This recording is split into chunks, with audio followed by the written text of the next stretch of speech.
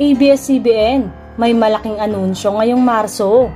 Nag-ugat yon nang sabihin ng ilang executive ng Kapamilya Network nitong December na ang magiging best year ng ABS-CBN ng 2024 at magkakaroon raw ng isang big turnaround.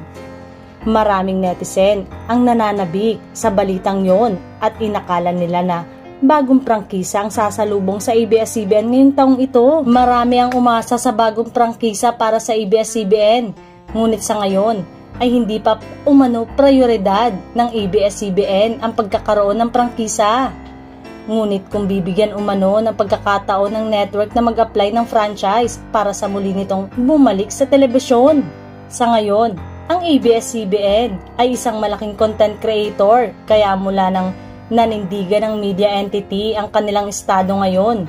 Marami na silang produkto, content ang naisa sa ere na sa iba't ibang platform, sa TV man o sa cable, sa digital, sa online, maging sa mga sinehan at marami pang iba. Ang sinasabing big turnaround at best year ng ABS-CBN ay more partnership at collaboration sa mga malalaking kumpanya, media companies at international project.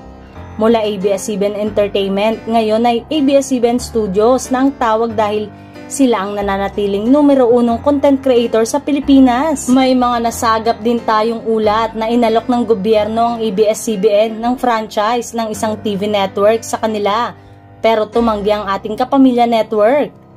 Ngunit ang sigurado, ayon sa source, ay may isang higanting media company ang makikipag-alyansa sa Kapamilya Network upang gumawa ng isang bigating proyekto na tiyak na kakagulat ng lahat. Magbabalik rin umano ito kung saan nagsimula ang ABS-CBN. Mas malawak, mas malaki at mas madaming makakapanood sa isang malaking partnership ang mangyayari na iaanunsyo ng ABS-CBN sa pagpasok pa lang ng buwan ng Marso.